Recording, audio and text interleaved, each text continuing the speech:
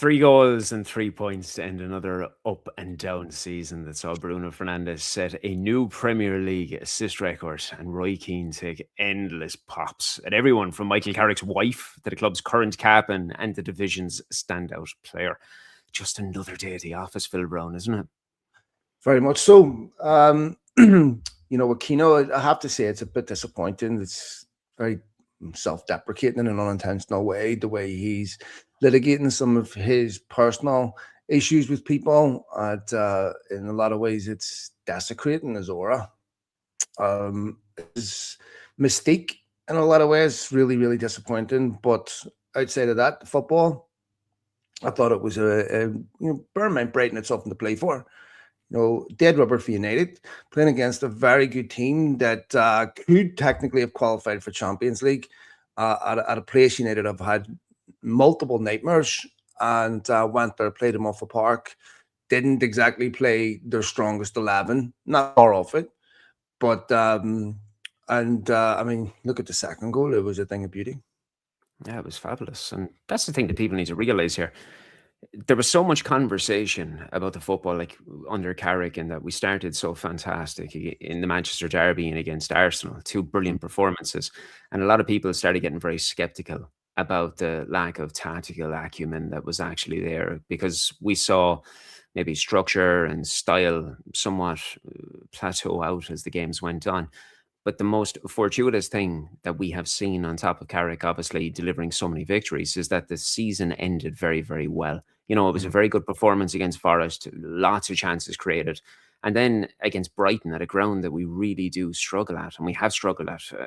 Before a ball was kicked, we had lost 3 of the previous 4 league visits there. But we've gone there. We have taken what was inevitably going to be a fast start from them. That's always going to be the way under Fabian Hulitzer. He actually had the best winning record against United of the active managers, I believe, inside the division at that moment in time as well. And I thought we settled very well, took what was a partisan crowd. And a lot of people forget it. Somewhat similar to what I'm going through now when I was speaking. The temperatures nearly hit 30 degrees. So the players were having to go through that. And then you saw the sight of a hydration break after 25 minutes that you don't normally see in the Premier League. But the sum of all parts has led to Michael Carrick, in his first game as permanent coach, 12 wins from 17 fixtures, 3 draws, 2 defeats, a 71% win ratio. He's actually ended up as close to Manchester City as they were to Arsenal in the final table. And I think his mentality was typified by the statement that he gave at the end when he was quizzed about the strength of his selection. And he almost swatted it aside as if to say, we're Manchester United. If we score 2, we're going to go for the 3rd. If we score the 3rd, we're going to go for the 4th. We want to win and win and win. And I was speaking with a colleague earlier on today. It's a long time since we've had that type of mentality being spoken so openly and honestly from a manager at his football club, isn't it? Yeah, that's what you want to hear from a United manager. If you look at some of the most frustrating aspects of his predecessor, it was that Everton game, down to 10 men, bringing off, I think he took Xerxes off at halftime. Wolves at home, or Dorgu almost bailed them out at the end. Just so many times where it felt like the one thing he didn't want to do was score goals. I felt like at times he was going to start 2 goalkeepers. So it's brilliant to see. A Manchester United manager understand that it isn't just about results. Results is, of course, the most important aspect of a professional manager's career. If anyone doesn't understand that, they're in the wrong job and they're not going to be in it long. But it's also about mentality. It's about attitude, because that mentality will win you games. When, if you're... How many times have we seen United with a 2-0 lead and within 5 minutes it's thrown away? Because try to sit back on it, concede 1, the second one comes immediately after it, where the best form of defense is attack. I remember Johan Cruyff used to say, when we were under the caution games, you, instead of bringing on another defender, he'd bring on an attacker and force the other team to defend, right? And so sometimes the best form of defense is attack. Yeah, well, it's very easy. It doesn't matter whether it's grassroots with teenagers or myself, or whether it's professional athletes. It's very easy to fall into an environment where you conform to your opposition's will. And that's why it makes it so amusing when the likes of Arnie Slot mid-season was complaining that teams were not setting out as they had prepared for, and he was somewhat surprised by this. If you are willing to sit back and allow the other team to have the ball, in many occasions, you're just having to respond. The whole idea for every action, there's a reaction. Well, inevitably, the best way to deal with these things is to put them under pressure. And it's a breath of fresh air to see it. And it leads to a very interesting talking point. It's something that I have been trying to run by with several people and get their opinions on. Since Carrick, obviously, confirmation came out that Carrick is going to remain at the football club. It's something that we expected for many, many weeks because of the nature of results and the very good words that were coming out about him internally inside the football club. But whether it's Jimmy Floyd Hasselbank or any one of the ex-players that are along the line of stating that it's probably the correct decision for Manchester United to make, it's an assured decision for Manchester United, whether they are naysayers or whether they're in the lines of Jimmy Floyd Hasselbank of supporting the decision, the amount of people that seem to want to conform to the fact that Michael Carrick is capable of delivering silverware for this football club is so minute. Everybody's either looking at it that he's not good enough, or he's just the appointment to settle the ship for the next individual to come in and to actually take over and to win the trophies for the football team. But everybody seems to be forgetting the very public and ambitious Project 150 that was put towards, and Omar Barada really standing to this. And if you want to think about this logically, if that is to come to fruition, United want to win the title by 2028. Well, that falls in line with the contract that Carrick has been given. So I don't think the sporting hierarchy are looking at Carrick as an individual to settle the ship for the next individual. They're looking at Carrick as the man to lead them towards silverware for the foreseeable future. No, that can't be the question. Is can he continue to steady his ship? I mean, at some point they have to ask the question: is this the guy that's going to win us the league? I mean, to me, that's the question that needs answering when you're questioning whether Michael Carrick is the right guy or not. Now, to be fair to his naysayers and critics, Carrick does have a lot to prove. It's a whole different job steadying a ship when you're transitioning from a manager where there's darkness, there's constant negativity. And we've seen this transition happen from Mourinho to Solskjaer. There is some similarities. It's that they went from a dark, negative Portuguese manager to a guy that was embracing the United way, attacking on the front foot, wanted to be the best team in transition, all the stuff that want to be the fittest team in the league. It's Solskjaer was talking about. And for a while, he did that. Now, the question we ask with Carrick is, next season, it won't be good enough just to steady his ship. Next season, this season will quickly be forgotten about. And he's being asked questions that, are open questions. It's all potential and probability. How probable is it that Michael Carrick's going to deliver success for United? If you'd have asked me that question 6 months ago or 5 months, whenever I got the job, I would have thought that was, I wasn't even certain he was the right guy to get the caretaker job. I wasn't convinced he was the wrong guy, but I wasn't convinced he was the right guy. He's earned the right, in my opinion, to answer those questions next season by what he's done. And, you look at Real Madrid, they go back from Mourinho. You look at the situation at City. So much has changed since we've recorded this podcast. Although I think we talked about it on this podcast, and immediately after we stopped recording, it was announced that Guardiola was going, which was the most probable outcome. There's just not a deluge of exceptional managers out there that you can go pick from that says this guy is the closest thing we're going to get to guaranteed success. Mourinho used to bring that. Ferguson used to bring that. Guardiola would bring that. Klopp would bring that. But outside of that, I don't think there is anything such as guaranteed success. I mean, think Bayern it went exists. with this. Bayern went with company. He was sacked at Burnley or got Burnley relegated. Do you know what I mean? There's just not that many choices out there. There's not. And, it's good that you mentioned company, because when I say that there's not any form of guaranteed success, obviously I'm speaking about Europe's big five leagues, and Bayern Munich is probably the closest thing, Paris Saint-Germain, domestically in terms of delivering that success. You never know what's going to occur in Italy. Spain, it's a two-horse race. Sometimes Atletico get involved.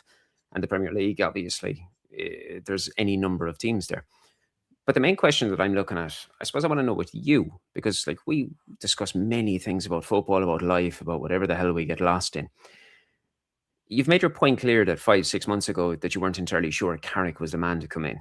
Yep. And now you have a good sample size after 17 fixtures. Mm. And the whole topic and the question about whether he's settling the ship and can he continue to settle it next year.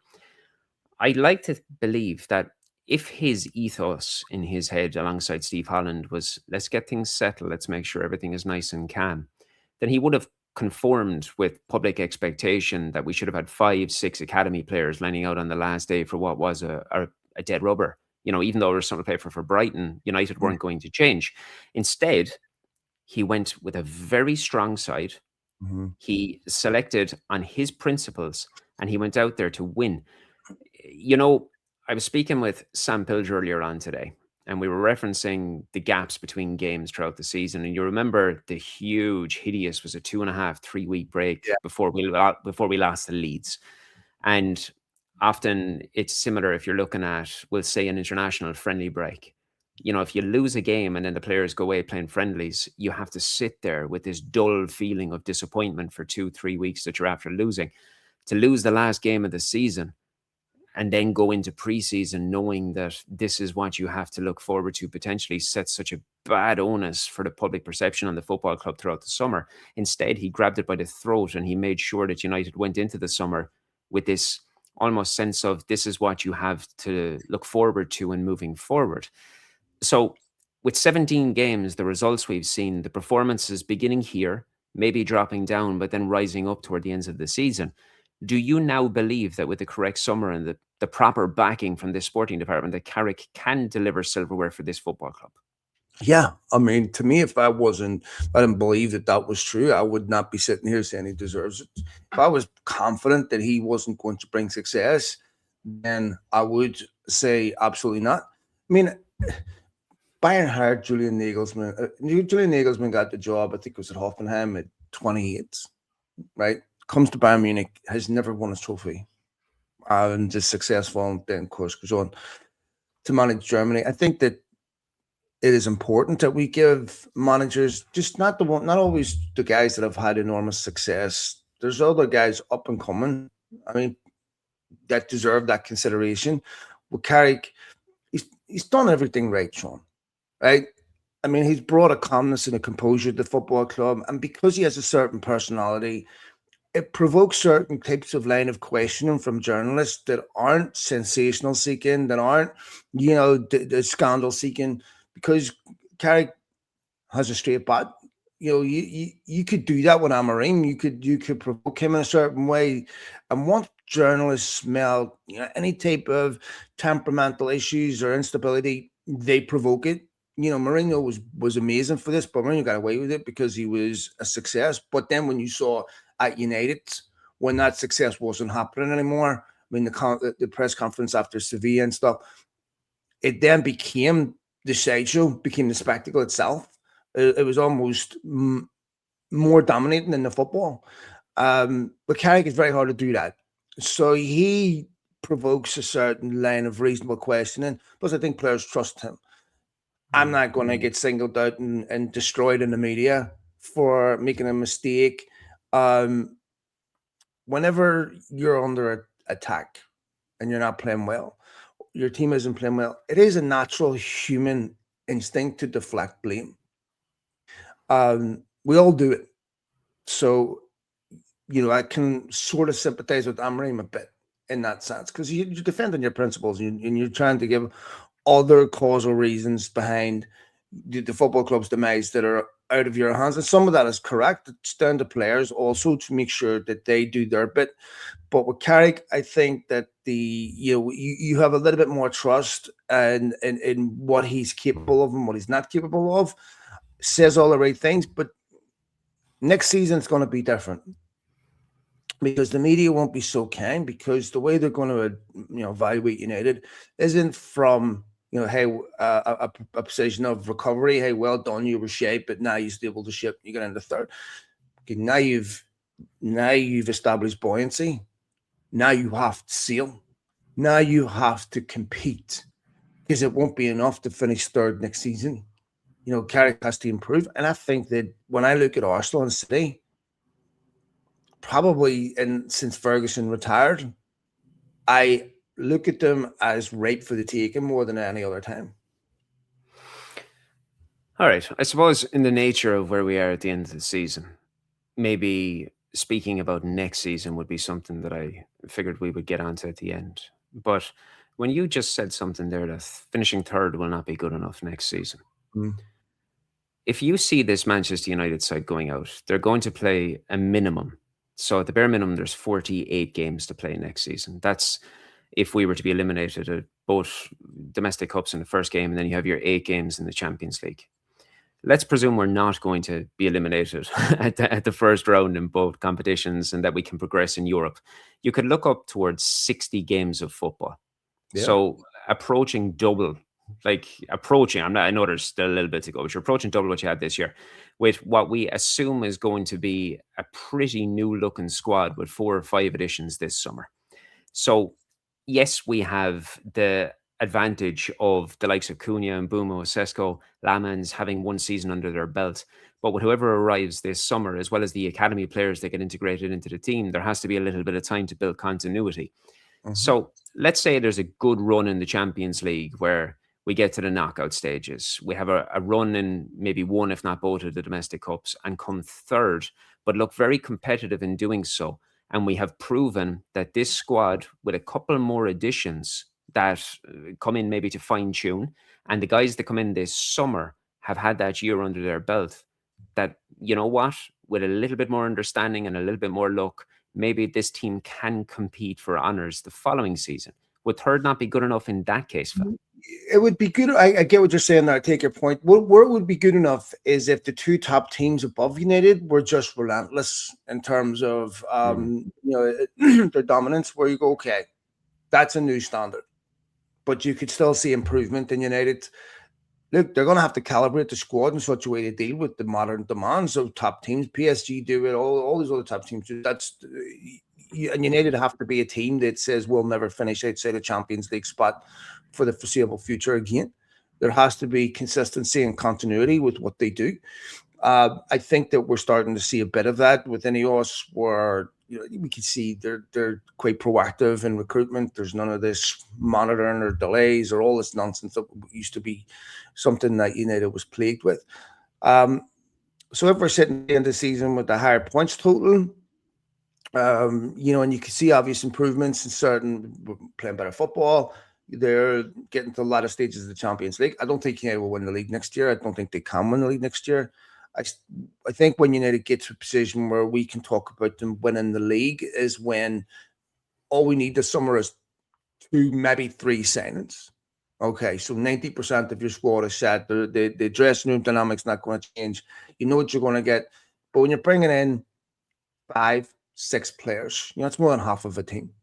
Mm-hmm. So now you're changing. You've no idea how these guys are going to work out and how they're going to deal with all the pressures, because you never have to get off to a quick start, right?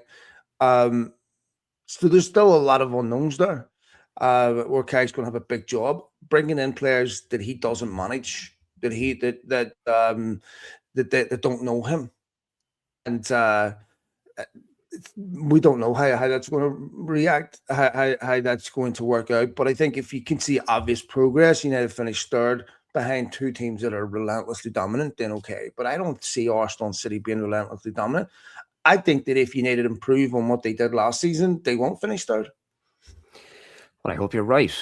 I mean, look, I'm fully aware. I'm not naive to the fact that if we are sitting here 12 months' time, United have come third and there's no trophies, there will be many months of people calling for Carrick's head and saying he's not good enough. This proves he's not good enough, because nobody will apply practical thinking to the fact that we need squad integration. There's been an influx of fixtures that they didn't have the previous year, and it's a whole new establishment coming together. He won't be afforded time, and like you said, he's going to need to have a fast start. Obviously, we've seen every reason pointing towards the fact that maybe he may very well get a good fast start, but central to that, obviously, as I said, is going to be a proper summer. I don't want to get into speculation about signings, because everything I know about signings I put out in social media and people are aware of it. But it's integral that the likes of Bruno Fernandes remains, because obviously he is key to everything in moving forward, regardless of who we bring in. It was fitting that he got his 21st assist, and a lot of people actually didn't realise it, that not only did he break the Premier League record, but he tied the European record alongside Muller and Messi. the man is an absolute inspiration for so many of the younger players at the football club. And I presume you've seen the interview on Diary of a CEO. Have you? On what's right? Oh yeah, yeah. The Diary of a CEO. Yeah. So like we now obviously have a little bit more understanding of Bruno Fernandes, the man, and the personal side, and just how emotional he got during that shows just how much not only does he wear his heart in his sleeve on the football field, but just in life in general, and how much family means to him. There's so many different aspects that you could pull from that interview to speak about. But something I said earlier on, and I'll say it to you again here now, the main thing that I took from it is how much importance he put on culture, because that's something that we've spoken about in abundance through the many years that we know each other. And his importance that everyone is singing from the same hymn sheet, that you have the right people coming to the football club, and that the players that are being signed in the summer, it's not about talent. It's not about what they can bring to the team with a market value. It's that they have the right personality to be able to complement what is already there. You know, it's a refreshing thing to hear that your captain, who's been absolutely belittled by every Tom, Dick, and Harry, is singing from the same hymn sheet as you and I and other supporters that constantly scream about alleviating a toxicity out of that dressing room, you know?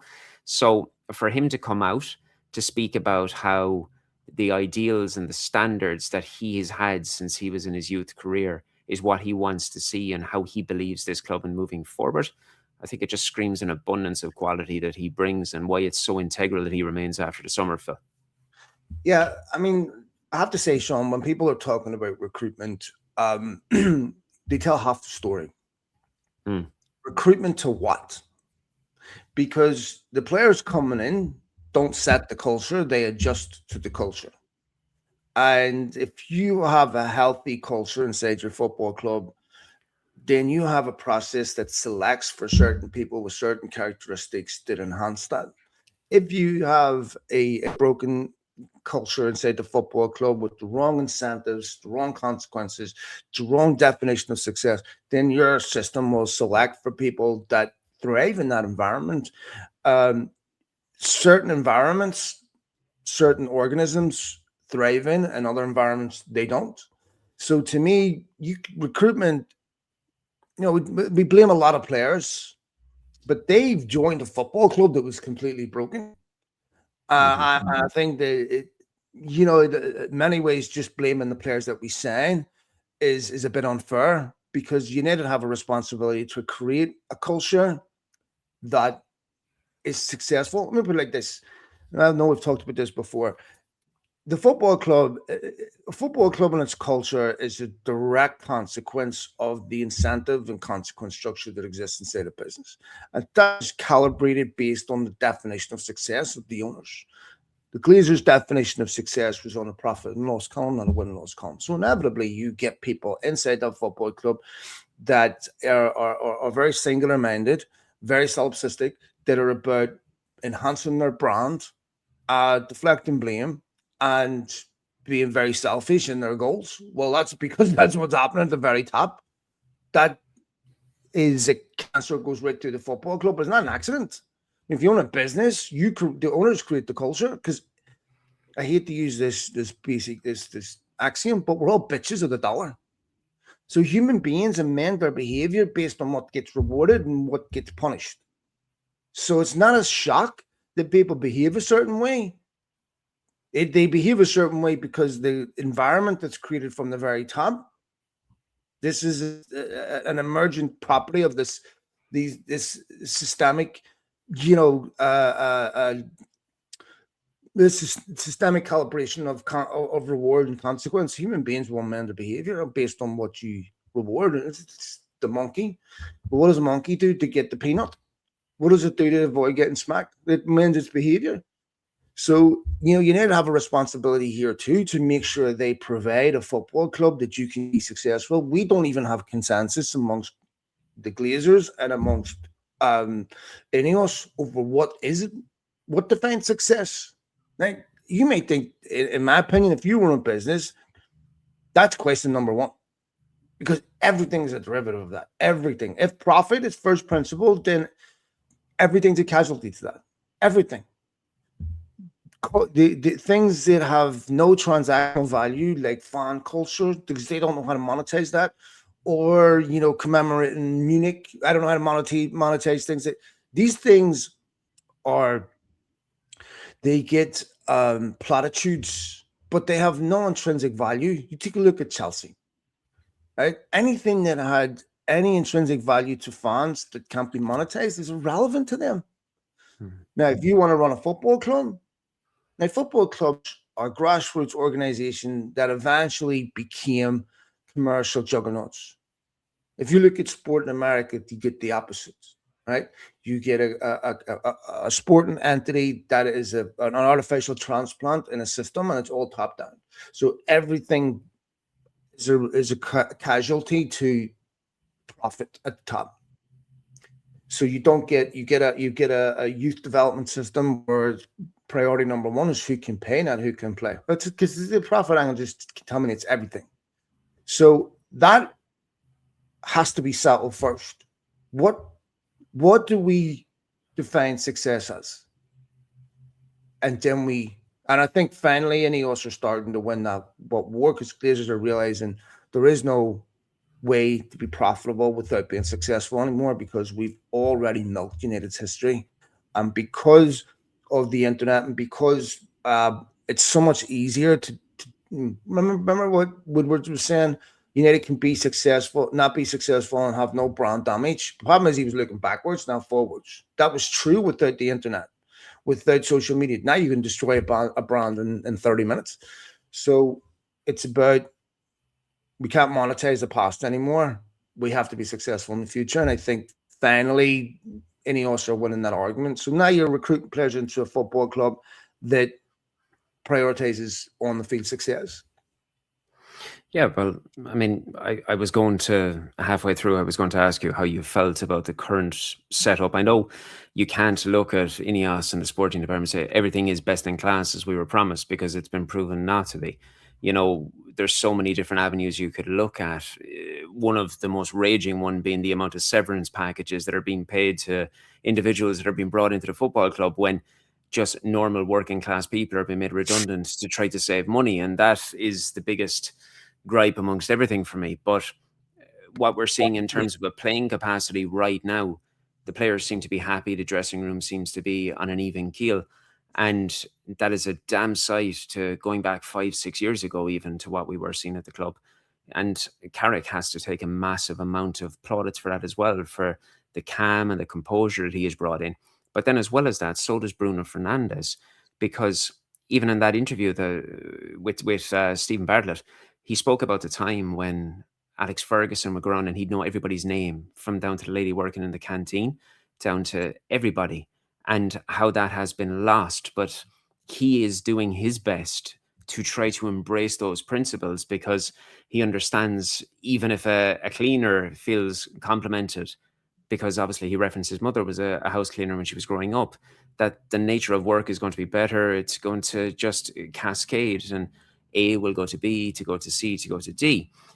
About 2 years ago, though, Phil, I published an article. It's a big article at the time because I saw a trend that was developing with Paul Scholes. Rio Ferdinand a little bit at the time, but Paul Scholes predominantly. And I remember I entitled the article how player power was beginning to get so toxic that it was extending outside the dressing room. And obviously, what we've seen over the last 2 years is that just manifest from Scholes, from Butt, even on to Gary Neville and Roy Keane. But the way Keno has handled himself Yeah.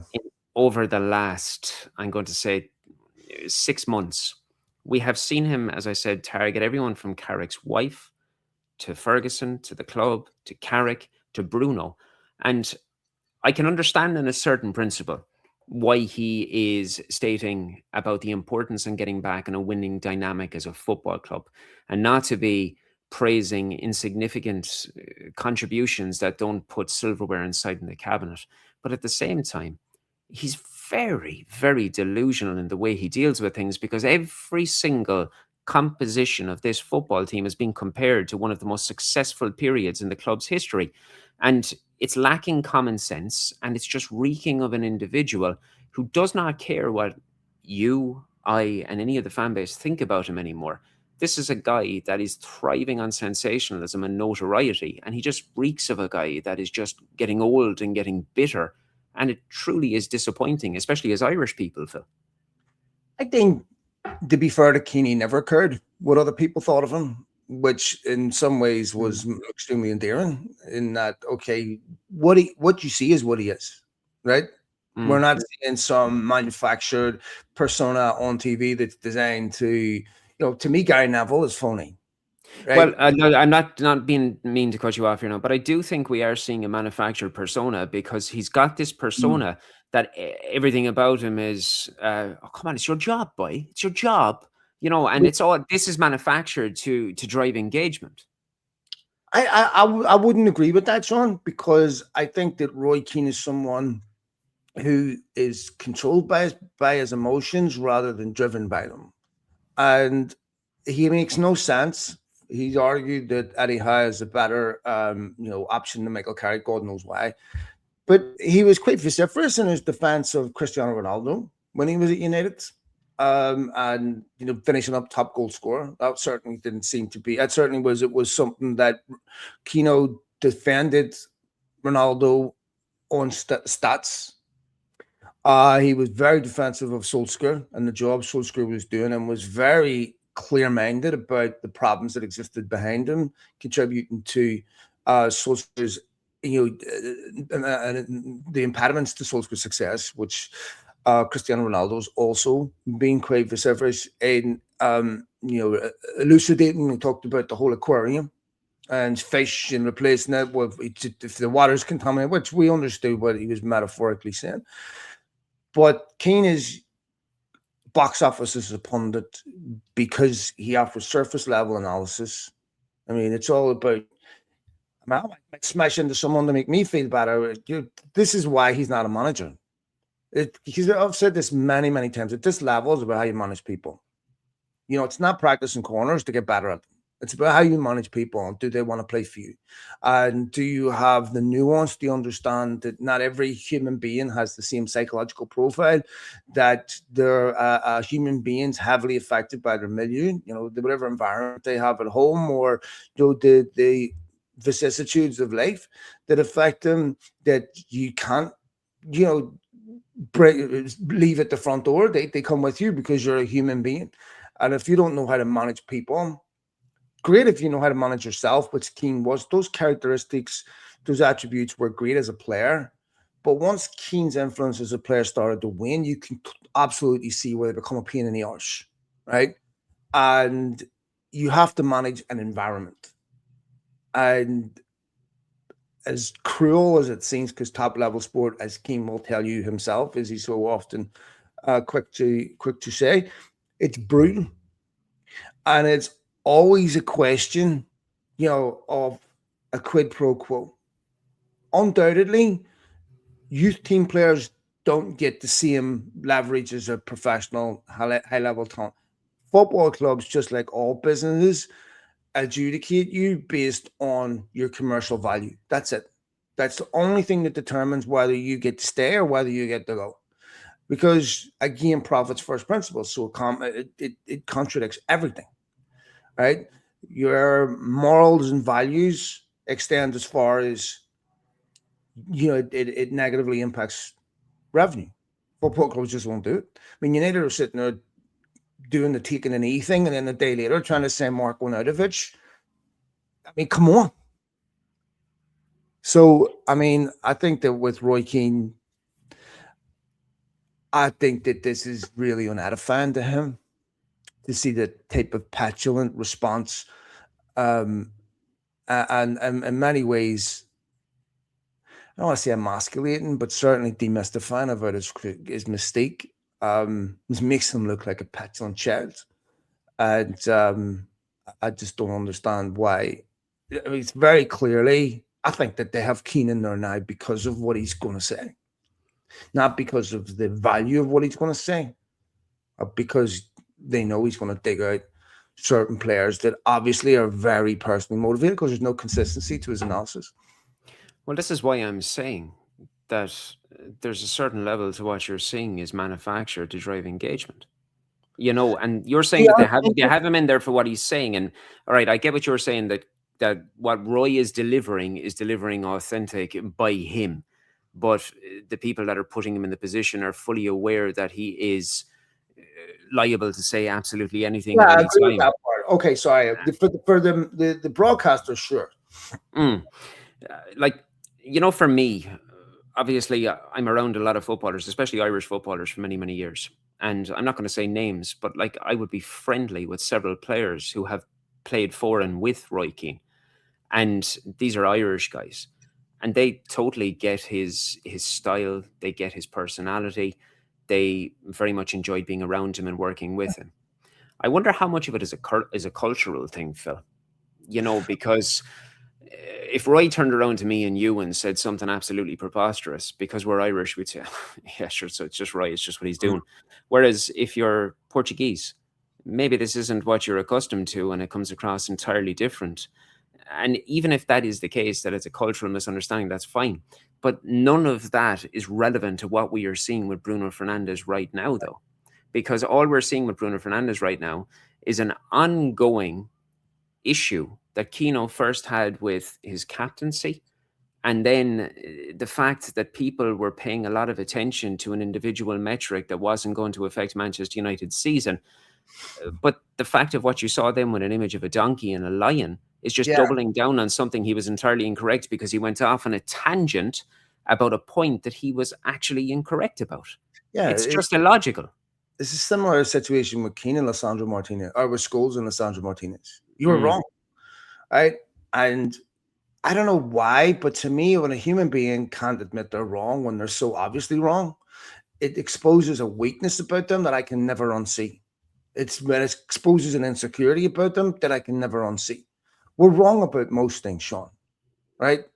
Uh, I'm my ego, and maybe this is egotistical for me to think of myself this way, but my ego is constructed in such a way that it allows for me to be wrong about shit. Someone says, "Hey, you're wrong, and this is why." Okay, fair enough. I'll hold the hands up, but maybe it's because I want people to think I'm a really good guy. I don't know, but I think you have to have humility to accept that you're wrong. And I look at him and I go, I interviewed him. I had him on this podcast. I had him on for, I'll be honest, right? 15 minutes into the podcast, I fucking realized I forgot to press record. mm, And I had him for 30 minutes. And it took me about a minute to get the balls out to say, Roy, I forgot to hit record. I wanted. And consummate gentleman was like, no problem. So we'll restart it. We'll do it again. I'm like, Jesus, I never forgot that. And I was doing it at the time. ESPN I was negotiations with ESPN at the time. This actually caused a huge issue with Sirius, who I was working for at the time, because they wanted the interview I gave at the ESPN, which was, I regret it. But so I was a lot riding on that, mm. and he was brilliant about it. But Like, from a personal perspective, I get it. My father, when I was growing up, my father had a chauffeur company. It was something that he built from the ground up, you know what? and he had a chauffeur company. Oh, chauffeur.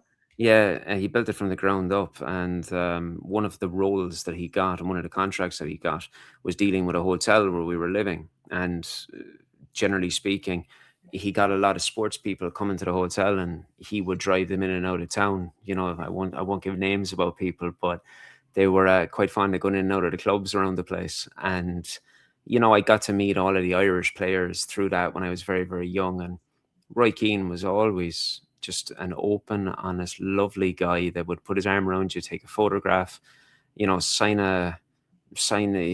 you his signature. He was just a lovely guy. But I think as time has gone by, we've just seen a very, very nasty trait. And I would like to think deep down that it has been manufactured in some way. I know you seem to think that it's not. I would like to think it is, because I would like to think that that good human being that we both know and have seen is there. Yeah, I think it's there in everyone. Sure, I think that there's no one that's always good and there's no one that's always bad, with polarity and everything.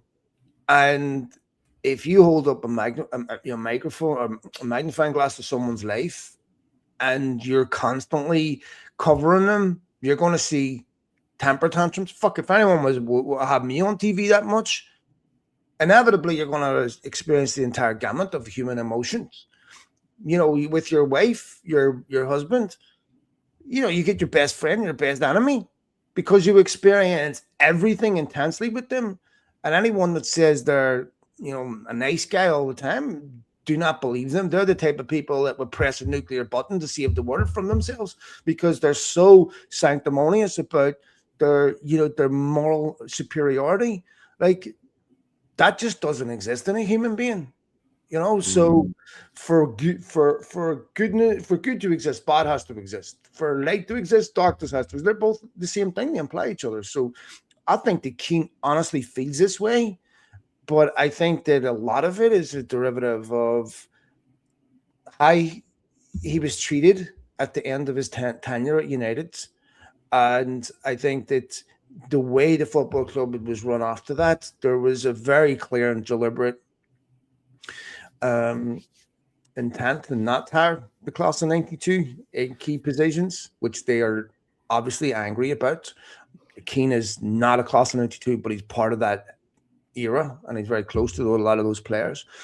And I think that a lot of it is personal. I think he honestly feels this way, but I don't see him trying to monetize a brand. I don't see him on social media where I'm like, okay, I can understand why he's doing that, because there's an obvious benefit or dividend, because he doesn't have social media. And I just don't see how it benefits him. I think that he honestly feels that way and just has a certain personality where he's solipsistic. Well, whatever it is, I know we're not going to come to the root solution of it here, but it's almost got to the case with the ex-players that you're waiting for who's next, which one of them is going to come out and say something next, because that seems to be the route it's going on a monthly basis. And one man that you did mention, just getting back to the football, obviously you had mentioned Martinez and how he was treated previously. He built on what was a very impressive display against Forest. I thought he looked pretty much imperious again in defence. His output when he's fit is amongst the very best in the league. It's been something I've been saying for as long as I can remember. It's easy to see why he'd attract the attention of any club if he could stay fit. But therein lies the problem, with this endless barrage of injuries. He's now coming into the final year of his deal. And I think we have a massive decision that's going to have to be made on whether or not the club extends that relationship, because it's almost impossible question to ask, because like De Ligt, it's impossible to predict injuries. But with Lisandro Martinez, would you roll the dice on him, given weighing up the pros and the cons of how good he is when he's available, or would you look to move on at this stage of his career? Look, I think for someone else to take on the risk with Martinez, you're going to get very little reward. I don't see anyone coming in offering United, significant fee for Lisandro Martinez because of the risk. I think United have to take the risk in keeping him, because the payoff is great if you can't keep him fit. All of a sudden, you're talking about a top defender. I think he's one bad injury away from his United career being over. I think if the fact that United have so many other pressing needs will probably save him. I don't think United will sell him or move him on. And I will say one thing about him is when he's injured and he comes back in, it's incredible how quickly he seamlessly adapts. And I think that one of the things about Martinez that is he's versatile. So he's not just, you couldn't put Maguire in defensive midfield, obviously, but you could put Lisandro Martinez in certain positions where you can protect him a bit. And I think that United he'll stay, but this year is so consequential, just like Mason Mount, where you have to give me a reason. Like if Lisandro Martinez walked out the door right now, I know what United would miss with him. Right? Mason Mount, I'm not sure. United are obviously a better team with the fit Lisandro Martinez in it. I don't know if they're a better team with the fit Mason Mount in it. Mason Mount's done quite well, to be fair. Well, I was going to say that as well. But what he's starting to suffer from is what Phil Foden suffered from with Thomas Tuchel. When Tuchel said, I don't know what his best position is. We should know that about Mason Mount. Well, I think as unfortunate as Lisandro Martinez has been with injuries, Mason Mount, his entire Manchester journey has just been absolutely spoiled by injuries. It's been as disappointing a move. You know, if you were weighing up transfers in recent years, whether they were successful or whether they were a failure, almost by no part of his performances, because he has been very good when he has played by and large. But it's been one of the worst moves ever because of the amount of time that he has spent in the physio table. And then the real pain in the arse occurs when you see a performance like we had the last day against Brighton. He was fantastic. Yeah, it Not only was. was like he was integral in the build up for Brian Mbumo's goal. I mean, you have to be a very intelligent technical footballer to play that pass to Ahmad. And Mason Mount is that and then in abundance. But we saw another facet of his game. And I know you're saying that it's difficult to know what his best position is, but he played a lot more of a defensive line against Brighton and the amount of defensive contributions and ball recoveries he made.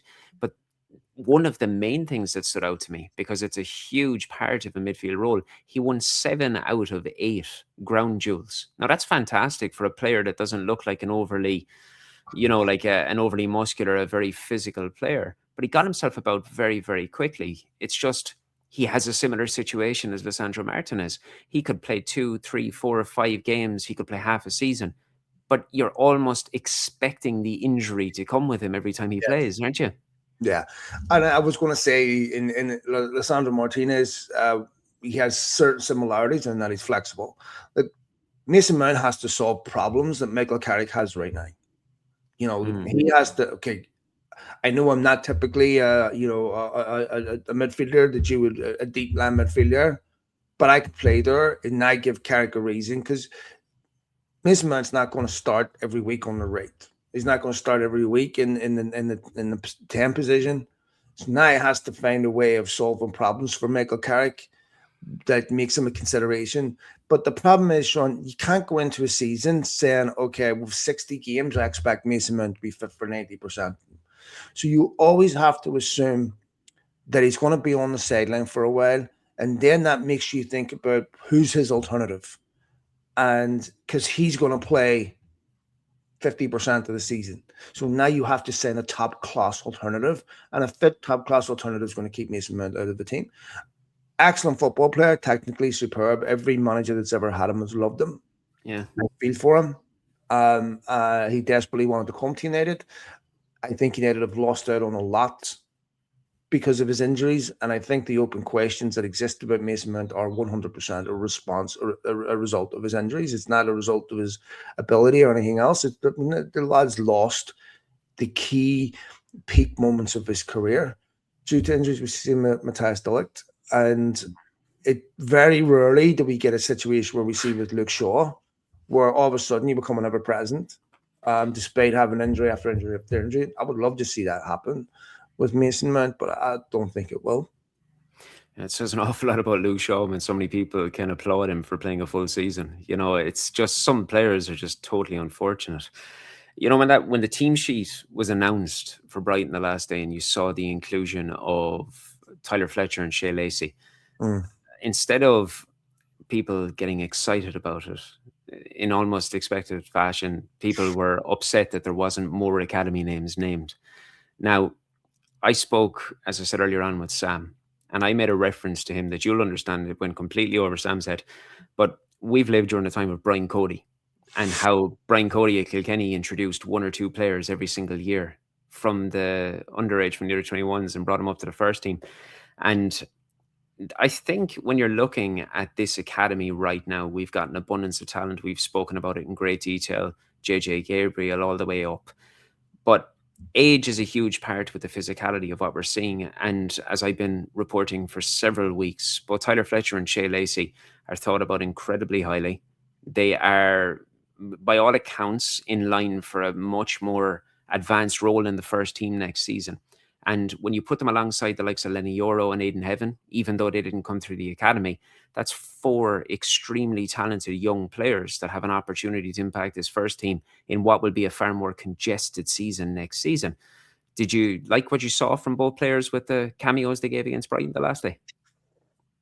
You know, to me, Shea Lacey was the obvious one. I mean, it's hard to judge when Tyler Fletcher comes in. I mean, it's a perfect game to come in. You're not going to get asked questions when you're a couple of 3-0 up that you're going to get asked in a 0-0 game, at a tight game at home to Liverpool or whatever. We were just not going to get the answers to those questions in that Brighton game. But, putting players into that first team is extremely risky in a way that it's risky at United in a way that it's not at other football clubs. We sat here and done a podcast last week and lamented the criticism of JJ Gabriel. Mm-hmm. We've already seen it with Shea Lacey. I mean, I've seen clips of Shea Lacey. He's not at his shit. I mean, I just can't understand these people. And Elon Musk has created an algorithm that rewards shit posting. So I assume we could go ahead and look at any comment about any politician makes. The army of bots, right, that will argue the position that whatever they're saying, beneath it with just clearly a designed intent to provoke enragement, right? So much commentary is not reflective of people's actual views because it's designed to be monetized. So it's hard to get, at a club like United, the constant scrutiny of ex-players doing podcasts. No other football club deals with this, Shaun. Right? How many? Look at Martin Keown with Arsenal. Martin Keown burst into tears if you could say Arsenal. I mean, there's something endearing about that in a way. Jimmy Carragher, maybe he'll single out Mo Salah, but protects a football club. Gary Neville, right, who has got his head up people's rectums trying to get them to leg him. And as a result, is a friend to nobody. You get young players being slaughtered by so-called United fans with so-called United accounts. In fact, we have United accounts that are fed off negativity. Where there is none, they will find it and they will create it. And there's not a piece of certain people with certain personalities, not mine. But it's not easy putting kids into them. And you also have to earn the right to play. You're right. And, the fundamental word that you just said there is kids. And I'm just after pulling something up here as I'm speaking. A question came through on Twitter. It was about last week and it came from Ads. And what he has said is, the direction for the academy and the women's team has me worried. Ashworth was meant to be keen on it all, but I'm not sure how much Wilcox and Barada's access are focused on it, though. Now, when you're looking at individuals that are showing concerns towards the movement that the academy is making, I think a lot of this stems down to an unrealistic expectation that because a player can thrive at a certain level, that automatically it's transferable to the senior stage, because we saw it with the Nevilles and we saw it with Beckham and Scholes and all this. It's, as well as I do, because you work with kids on a younger, like you work with kids in the academy with your own kids and you see what's there. It's an entirely different environment. And if I focus on the Manchester United Academy solely, I can't say I agree with Ad's take on this. Given I've seen firsthand the devotion that's been spent across the academy and the focus on so many talents who are gnawing at the bit for senior inclusion. Now, I know that that's not making any reference towards the women's game in this, but I'm pretty sure, you can correct me if I'm wrong in saying this, did Radcliffe not outline that his immediate priorities upon his arrival and the majority of his gaze is set on returning the men's game to where it needs to be, while also doing as much as required with the women's? Was that not the case from day one? I can't remember specifically what he said about the women's team, and look, I want to apologize up front. I just don't pay attention enough to the women's, team at Manchester United. They deserve people to give them equivalent attention. But again, this is part of the problem in that the focus is on who drives money, who drives revenue. Well, this is it. And I was just going to say, because it comes hand in hand with the financial aspects of the game, doesn't it? Yeah. So there's just, and I want to see a thriving women's game. I want to see women getting equal opportunities. I want to see women have successful sports, commercially successful sports, 100%. I'm not exactly sure what Ads is referring to relative to United's academy. What I will say is I did hear Nick Cox do an interview on Talk of the Devils, and it was very specific about certain characteristics that United champion, that United support, and I think United are quite woke, if you want to say that. Certainly um, quite modern in their approach to a human being rather than just a footballer. Yeah, Like 100%. when you're a young kid, Sean, and you're very talented, you're constantly playing at levels. One, you're segregated, so you're playing against kids your own age, and then eventually you start to play a couple of years up. But you're typically the best player on the pitch. You're not being tested mentally. Then all of a sudden, you're not segregated, and you reach under 16 level, and you're playing against men, and everyone at that level, if you're at a club like United, is exceptional. And now you're not the best player on the pitch anymore. Now what happens next is mental. What's your inner dialogue like? Did you grow up in poverty, drug abuse, sex abuse? Did you grow up in physical abuse? What's your self-esteem? All these things are massive contributing factors as to whether a kid is successful. And this wasn't just true in football. This is true in your life when you start getting tested mentally. Okay, what is your operating system? What's your software? And how you manage that depends on the support network you have. It depends on genetics. It depends on so many things that are way outside of your control. That's why it's really difficult to evaluate someone from a personality perspective. Like I've often said this about Ruben and Marine, you just can't predict how someone's going to react in these environments. Mm-hmm. And it's very difficult for an academy to prepare. I mean, look at Ravel Marshall. How many players do we see that are average talent that have 15-year careers, or players with exceptional talent that have 1 or 2 year careers? Because what's going on inside their head, right? Mm-hmm. That's the biggest factor determining whether you have because the hardest thing in life is consistency. And in order to get consistency, you have to be a product of your domestic environment. I say this to parents all the time. You are your kid's biggest coach, not me. I can't out coach bad parenting. If you put a kid in the car after a football match and fucking berate them, you were destroying that child. Absolutely destroying them. And we always impose certain punishments and punitive measures on young kids. We never impose on ourselves.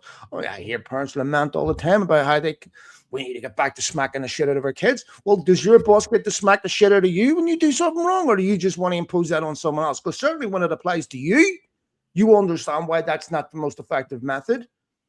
So, it's very difficult because you're competing against mentalities that are so stupid that the accumulation of negative experiences in life builds character. Bullshit. Otherwise, we wouldn't have veterans taking their lives 4 or 5 times a day, right? Now, I mean, we just don't know how to build mental resilience. It's a very complex issue. And that ultimately is the biggest determining factor as to what happens to a young person's career in life. so we've spoken about the academy with that question, and three of the main things that you just taken being mentality, coaching, and consistency. The reason that I'm bringing the three of those up is because they tie in with one more question I promised that we bring up today. And it came through on Blue Sky from MUFCGRW. He said it was a really solid performance from United yesterday. He was pleased with the clean sheet, but that was only the ninth of the season in 40 games, meaning United had kept a clean sheet in just 22.5% of their games this season.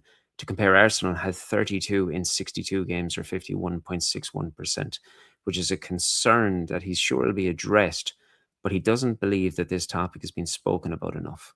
And it is a valid observation. It's a valid worry because obviously Manchester United were involved in the most goals for and against throughout the entire season. But there's an awful lot to be said about momentum, consistency. And when you have a constant interchanging defensive line, on top of the fact that you have a goalkeeper who's making his debut season, there's a lot of unknown variables. So even if it is only 9 clean sheets, obviously we want more. You want to be doubling that if you can. But 9 clean sheets, when you consider you've lost Lisandro Martinez, you've lost Matthias de Ligt, you're breeding in young talents in Lenny Yoro and Aidan Heaven, and a brand new goalkeeper to the league, I do think it will naturally improve itself just on the basis of experience and availability. I want to just say, by the way, that retort there was not aimed at ads, who I quite like. It was just aimed because I don't even know what point he was making. It was just there's a broader point about some of the pernicious attitudes at youth football. But to address this question, I think that you can, you can be overly defensive. Defending is easier than attacking. Defense costs a lot less than attack. It cost me $100 to get a missile to take out $1 billion plane, right? And defense is always reacting to attack. When you look at United's inconsistency in the lineup with how they defend, like you said, there's no consistency in the centre back pairing. They're constantly trying to overcompensate for gaps in the middle. I also think that you can tell a lot about a team's mentality and their camaraderie by how they defend. Because you just like anything in life, you can tell someone's commitment to anything by how they do the things they don't want to do, right? Everyone can attack as individuals because there's reward, right? But team defending as a collective. And I just don't think United have had a positive environment, consistency in the lineup. And if you look at Michael Carrick's team, I've said this before, 9 of the 11 picks itself, more or less. And we have a good young goalkeeper. I think we saw improvement with that with Carrick, but there's still a lot of work that needs to be done there, and you need a bit of luck in there too. Yeah, I go along with that, and I think it's a perfect way to finish up. But I do think it is going to improve itself organically. That's the hope I have anyway. Ladies and gentlemen, the season may have come to an end here, but myself and Phil will continue to come back to you. It's just because it's pre-season, just because the football has stopped. There's always going to be something to speak about with this football club. So we will find something to speak about. And if it's a case that you would like us to maybe focus on specific topics, just send them through. Do as you've been doing with the questions through all the socials. If you want to email them, send them through to editor@theatre-of-red.com. We are more than happy to address whatever it is you'd like to speak within reason. And we appreciate within reason. And we appreciate all the time spent listening to us, all the feedback, everything you're doing. It's great. And I hope you have a fantastic remainder of your day and the week. Yes, just to echo that, keep your questions coming in, folks. We'll be recording consummate professionals we are throughout the summer. So look forward to communicating with you and you joining us. I said last week on Twitter, it's still one of the biggest compliments that I just still find it hard to wrap my head around, the fact that people lend us their ear and their hearts an hour to a week and listen, despite all the other options they have for their entertainment. I appreciate every single one of you. I wish I could thank you personally for doing that. And if you are someone that listens to that, please know I'm talking to you. If you're listening to our podcast, I'm talking exactly to you. Thank you very much for listening and for subscribing and supporting the pod. Absolutely. Take care, lads. All the best, mate. Cheers.